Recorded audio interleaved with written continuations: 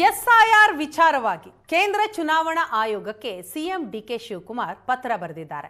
ಕೇಂದ್ರ ಮುಖ್ಯ ಚುನಾವಣಾಧಿಕಾರಿ ಜ್ಞಾನೇಶ್ ಕುಮಾರ್ಗೆ ಡಿಕೆ ಶಿವಕುಮಾರ್ ಅವರು ಪತ್ರ ಬರೆದಿರೋದು ವಿಶೇಷ ತೀವ್ರ ಮತದಾರರ ಪಟ್ಟಿ ಪರಿಷ್ಕರಣೆಯ ಕುರಿತಾಗಿ ರಾಜ್ಯದಲ್ಲಿ ಎಸ್ಐಆರ್ಗೆ ಹೆಚ್ಚಿನ ಸಮಯ ನೀಡಬೇಕು ಅಂತ ಮನವಿ ಮಾಡಿದ್ದಾರೆ.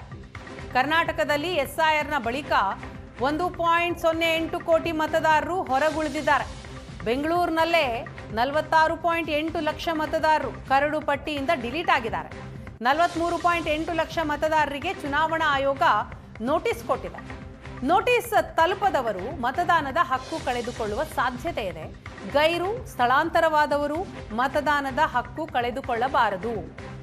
1.5 ಕೋಟಿ ಮತದಾರರು ಹಕ್ಕು ಕಳೆದುಕೊಳ್ಳುವ ಭೀತಿ ಇದೆ ಅಂತ ಡಿಕೆ ಶಿವಕುಮಾರ್ ಅವರು ಪತ್ರ ಬರೆದಿದ್ದಾರೆ. ರಾಜ್ಯದಲ್ಲಿ ಎಸ್ಐಆರ್ಗೆ ಹೆಚ್ಚಿನ ಸಮಯ ನೀಡಬೇಕು ಅಂತ ಕೋರಿ ಬರೆಯಲಾದಂತಹ ಪತ್ರ ಇದು. ಗೈರಾದವರು, ಸ್ಥಳಾಂತರ ಆದವರು ಗಣತಿ ಫಾರ್ಮ್ ಸಲ್ಲಿಸಲು ಆಗಿಲ್ಲ. ಹೆಚ್ಚಿನ ಆಕ್ಷೇಪಣೆ ಅರ್ಜಿಗಳ ನಿರ್ವಹಣೆಗೆ ಹೆಚ್ಚುವರಿ ಬಿಎಲ್ಒಗಳನ್ನು ನೇಮಿಸಿ. ರಾಜ್ಯದಲ್ಲೀಗ ಚುನಾವಣೆ ಅಂತೂ ಇಲ್ಲ, ಆಕ್ಷೇಪಣೆ ಅವಧಿ ವಿಸ್ತರಿಸಿ ಅಂತ ಡಿಕೆ ಶಿವಕುಮಾರ್ ಮನವಿ ಮಾಡಿದ್ದಾರೆ.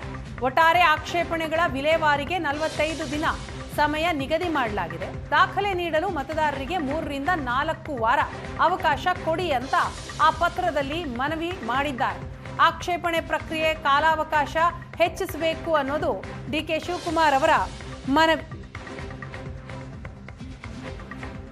ಎಸ್ಐಆರ್ ಪ್ರಕ್ರಿಯೆಯಲ್ಲಿ 1.08 ಕೋಟಿಗೂ ಅಧಿಕ ಮತದಾರರನ್ನ ಪಟ್ಟಿಯಲ್ಲಿ ಗುರುತಿಸಿರೋದು ಮತ್ತು ಸುಮಾರು 43 ಲಕ್ಷ ಮತದಾರರಿಗೆ ತಾರ್ಕಿಕ ವ್ಯತ್ಯಾಸಗಳ ಕುರಿತು ನೋಟಿಸ್ ನೀಡಿರೋದು ಆತಂಕಕ್ಕೆ ಕಾರಣ ಆಗಿದೆ. ಹಾಗಾಗಿ ದಯವಿಟ್ಟು ಹೆಚ್ಚುವರಿ ಕಾಲಾವಕಾಶವನ್ನ ಕೊಡಿ ಅಂತ ಸಿಎಂ ಡಿಕೆ ಶಿವಕುಮಾರ್ ಕೇಂದ್ರ ಮುಖ್ಯ ಚುನಾವಣಾಧಿಕಾರಿ ಜ್ಞಾನೇಶ್ ಕುಮಾರ್ ಅವರಿಗೆ ಪತ್ರವನ್ನ ಬರೆದಿದ್ದಾರೆ.